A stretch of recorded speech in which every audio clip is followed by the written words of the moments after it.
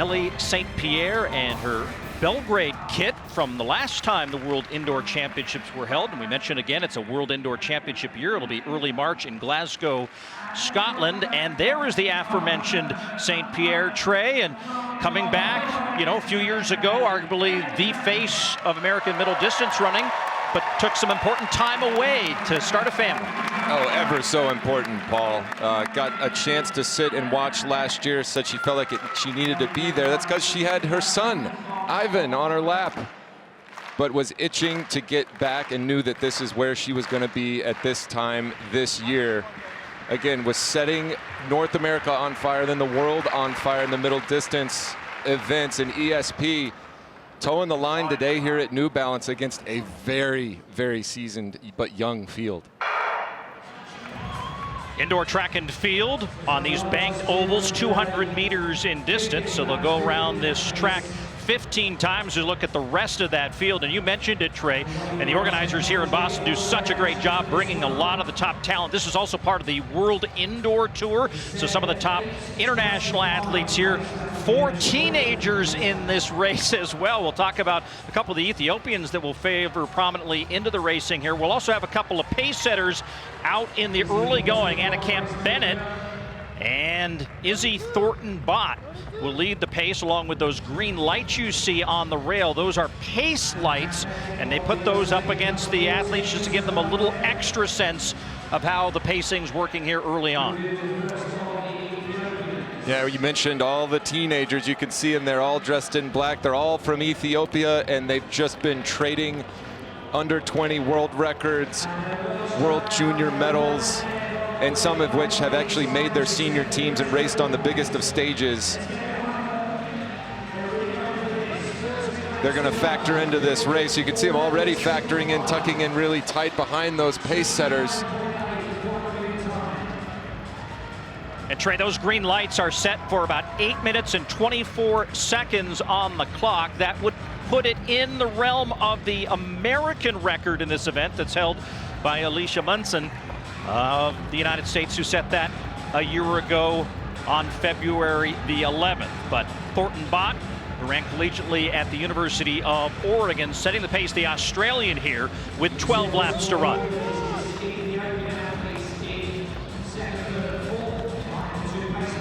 You know, the early indoor seasons where these athletes are coming in and basically getting a chance to see what the work has done. They've spent all fall and all winter building up their base, building up their strength, and indoors is always that kind of first time out. Let's see what's going on and where I am. So there is some unfamiliarity with what they've got in the tank and when they could push the gas on the turns. But imagine being Ellie St. Pierre and having taken a whole year off and just done nothing but work to get back to this moment. She's probably got a little bit of rust to knock off with the unfamiliarity, but as we saw a couple of seasons ago, she is a gamer, and so if she's going to stick her nose in, she's got to hang tight to these pace setters and keep close to those lights. She's right behind those last set of lights back there at about 6th position with those 2 pace setters in front, and then the 19-year-old Wudu of Ethiopia.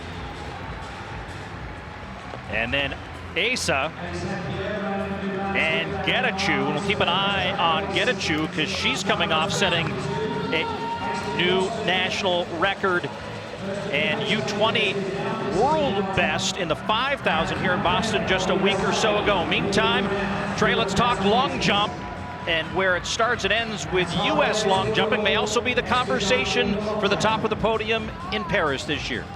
That's right. Reigning silver medalist from the World Championships this past summer in Budapest, Tara Davis-Woodall exploded her senior season at the University of Texas, breaking Jackie Joyner-Kersey's NCAA records.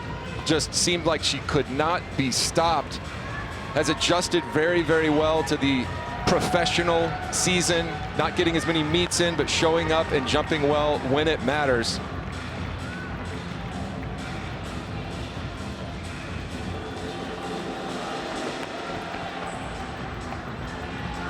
Still some final moments of preparation for her as she waits to get in her first jump of the competition.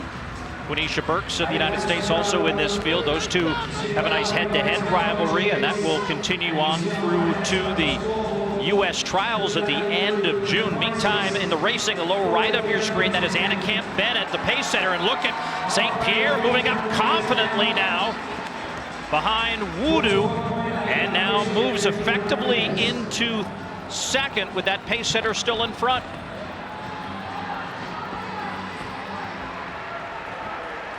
Tara waiting patiently on the runway. They're working out some of the measurements. You know, I talked to Tara's coach, asking how she looks, what she's worked on in the fall.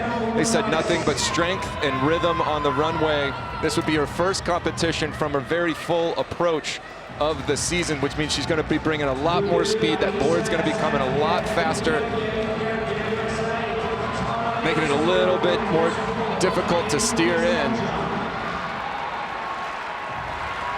And here she goes down the runway for the very first time of the year. Just all smiles, never not smiling is Tara Davis. And then in the bottom right, here we go. And a good race brewing here with less than 6 laps to run now. And behind St. Pierre is the Australian Jessica Hall, who herself had an outstanding collegiate career at the University of Oregon, the 2018 NCAA champion at 1,500 meters, coming off setting an area record at 1,000 meters at an event in Seattle last weekend, and both of them are now chasing up on those pace lights with 1,000 meters to go here in Boston. 1K to go, and they look like they've got about 4 Ethiopians behind them, still just trying to make contact. Those lights are helping ESP and Jessica continue to push this pace. I know Ellie's been thinking about this moment for a very, very long time. You have to wonder what she's thinking right now. Did she see herself in the lead right here with a half mile to go? From Montgomery, Vermont, where she grew up near the Canadian border on a dairy farm that's been in her family since 1904, knows the hard work it takes day in and day out, and has put in a lot of hard work to get back up to the level that she was just a couple of years ago. And Hall, always strong in the latter stage of the race, has shown a lot of range in her career and beginning to wind this up, in the crowd sensing that this is going to be a good run to the finish. This is the moment where you can either step on the gas and leave it all out there or try to kind of hang back, wait for someone to try to make a move and see what you can do to respond. Paul, it looks like both of these women are just pressing the gas. Hall finished 7th in the Worlds last year, and said after that, giving all the talent she saw in front of her at the finish, that she felt she was like a year away from entering into that peak of her career. So this is the kind of race that she just wants to have this early in the season. Right on the shoulder of St. Pierre now, with 2 left to go, and tries to make the move, and St. Pierre fights her off. Gritty decision right there from Jessica. ESP keeping her on her outside shoulder, not giving up the inside lane. You see that so often. Athletes get tired and forget their place. ESP, she's run so efficiently. Ellie has not run any extra meters in this race, Paul. And here goes Jessica one more time, trying to pass her with a lap to go. As the bell rings, St. Pierre says, not so fast, still my race. Also that race with the wave lights as they head down the backstretch for the final time. 100 to go. Little bit of traffic now in front of St. Pierre.